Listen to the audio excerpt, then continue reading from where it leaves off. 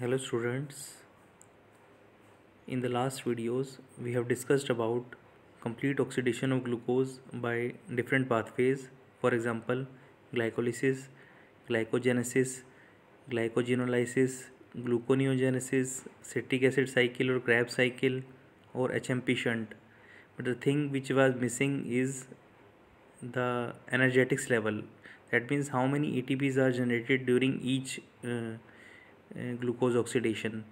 Now today we will discuss about energetics of complete oxidation of glucose.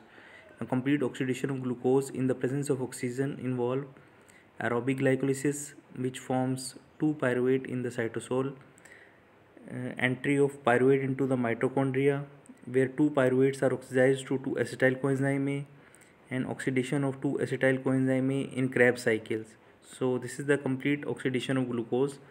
Now in aerobic glycolysis, hexokinase and phosphofructokinase steps consumes 2 ATP, hence it is written as minus 2 ATP.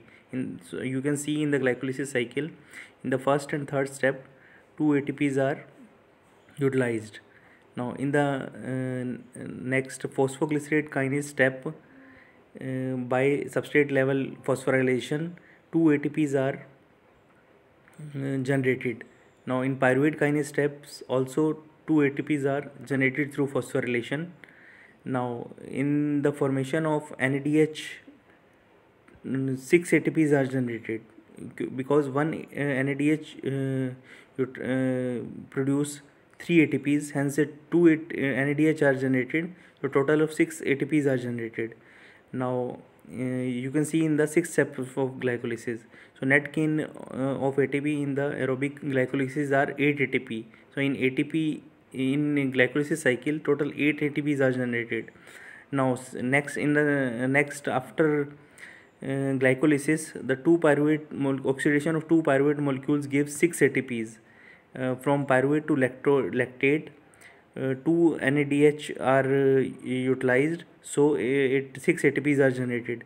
Now from 2 acetyl coenzyme A in the Krebs cycle, one Krebs cycle gives 12 ATP, and say 2 molecule of acetyl coenzyme A gives 24 ATPs. Hence in total complete oxidation of glucose, a total 38 ATPs are generated. Now here are some points that need to be noted down. Since 2 glyceraldehyde 3 phosphate molecules are involved in the step 7 and 10, but it is written as 1 ATP, so 2 molecules are utilized in each step, so it is to be noted down.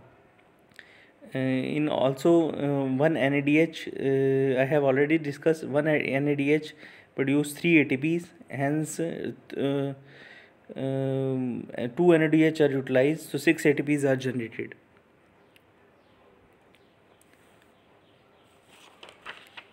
Next is the role of glucose 6-phosphate dehydrogenase deficiency in RBC. Now first we have to discuss about role of NADPH in RBC. RBC has a high concentration of reduced form of glutathione, which protects RBC from oxidative damage by H2O2. In the decomposition of H2O2 by GSH or glutathione, the oxidized form of GSH is formed. The GSSH, it is written as GSSH, it is reduced back to by NADPH formed in the HMP shunt. In this pathway is important in the RBC. So NADPH is required by the RBC to maintain its to protect it from hemolysis. Now in the next we will discuss glucose 6-phosphate dehydrogenase deficiency. There is a relationship between glucose 6-phosphate dehydrogenase deficiency in RBC and increased susceptibility of RBC to hemolysis. Babies who are born with the genetic deficiency, that means they are deficient of glucose 6-phosphate dehydrogenase from by birth, are sensitive to certain drugs like anti-malarial drugs like Primaquine. Their RBC does not have active HMP shunt pathway to provide enough NADPH, which will maintain the high GSH concentration. Primaquine requires the high concentration of GSH and G6-phosphate, glucose 6-phosphate dehydrogenase deficiency creates oxidation stress. So consequently, RBC tends to hemolyze when the drug are administered. Other drugs like aspirin and sulfa drug also cause hemolysis of RBC in these babies.